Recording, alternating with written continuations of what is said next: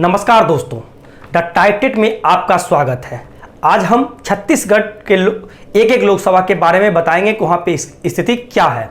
आपको पता होगा यहाँ पर मुख्य रूप से दो ही दल चुनावी मैदान में है, कांग्रेस और बीजेपी।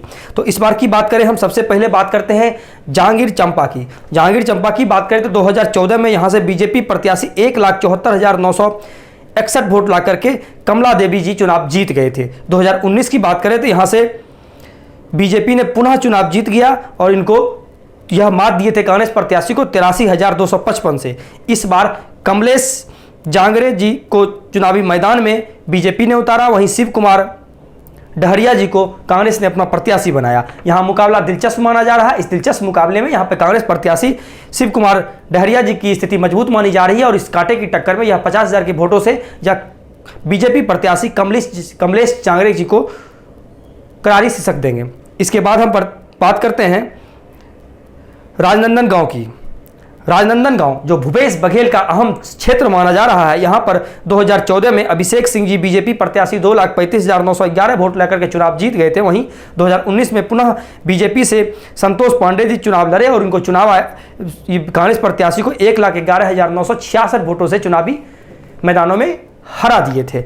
इस बार ये संतोष पांडे पर पुनः बीजेपी ने अपना भरोसा जताया। वहीं पूर्व मुख्यमंत्री भूपेश बघेल जी यहां पर चुनाव लड़ रहे हैं। कहीं न कहीं भूपेश बघेल यहां पर चुनाव लड़ने से इनकी स्थिति मजबूत मानी जा रही है। भूपेश बघेल छत्तीसगढ़ में एक पॉपुलर चेहरा है और कहीं न कहीं मुख्यमंत्री के रूप में सबसे ज्यादा चाहने वाले मुख्यमंत्री थे। भले यह 2000 इस बार की चुनाव में यहां पर मुख्यमंत्री नहीं बने, बीजेपी से हार गए, लेकिन बहुत कम अंतर से बहुत सारे सीट पर यह चुनावी हारे थे। लेकिन इस बार यह लोकसभा इलेक्शन में भूपेश बघेल संतोष पांडे को बहुत अच्छे खासे अंतर से हरा देंगे और लगभग 1 लाख से 1.5 लाख के अंतर से यह सीट इंडिया गठबंधन से कांग्रेस प्रत्याशी भूपेश बघेल जी चुनाव जीत रहे हैं। तो राजनांदगांव में भूपेश बघेल यह सीट कांग्रेस के पाले में लाते हुए नजर आ रहे हैं। इसके बाद हम बात करते हैं दुर्ग की बात करें तो 2014 में कांग्रेस प्रत्याशी 16,848 वोट ला करके चुनाव यहां से जीत गए। वहीं 2019 में यहां से बीजेपी प्रत्याशी ने 3,91,978 वोट से ला करके यह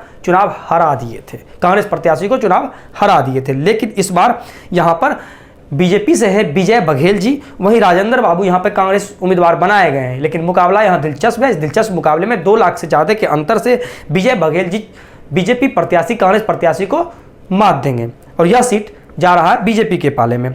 इसके बाद हम बात करते हैं रायपुर की। अगर रायपुर की बात करें तो यहां से बृजमोहन अग्रवाल जी चुनाव इस बार लड़ रहे हैं। अगर 2014 की बात करें तो यहां से रमेश बैस जी बीजेपी प्रत्याशी हैं, वो 1,71,646 वोट ला करके कांग्रेस प्रत्याशी को मात दिए थे। वहां 2019 में सुनील कुमार सैनी जी बीजेपी प्रत्याशी 3,48,298 वोट ला करके कांग्रेस प्रत्याशी को इतना अंतर से चुनावी मैदान में शिकस्त दिए थे। इस बार यहां पर बृजमोहन अग्रवाल चुनाव लड़ रहे हैं बीजेपी प्रत्याशी से। वहीं विकास उपाध्याय को कांग्रेस ने अपना टिकट दिया। इस बार मुकाबला दिलचस्प है। इस दिलचस्प मुकाबले में 3 लाख के ज्यादा अंतर से इस बार भी बृजमोहन अग्रवाल बीजेपी प्रत्याशी चुनाव जीत रहे हैं। रायपुर जा रहा है बीजेपी के पाले में, कहीं ना कहीं कांग्रेस यहां से भी हार रही है। इस 4 सीट के बारे में हम बात बता दिए। जांगीर चांपा कांग्रेस के पाले में जा रही है। उसके बाद हम राजनांदगांव भूपेश बघेल चुनाव जीत रहे कांग्रेस प्रत्याशी। दुर्ग से बीजेपी जीत रही है, रायपुर से बीजेपी जीत रही है। तो कहीं कहीं इस 4 सीट पर अभी 2-2 की स्थिति में कांटे की टक्कर मानी जा रही है। आगे बचे हुए लोकसभा के बारे में आप लोगों के बीच जल्द हाजिर होंगे। तब तक आपसे विदा लेते हैं। धन्यवाद।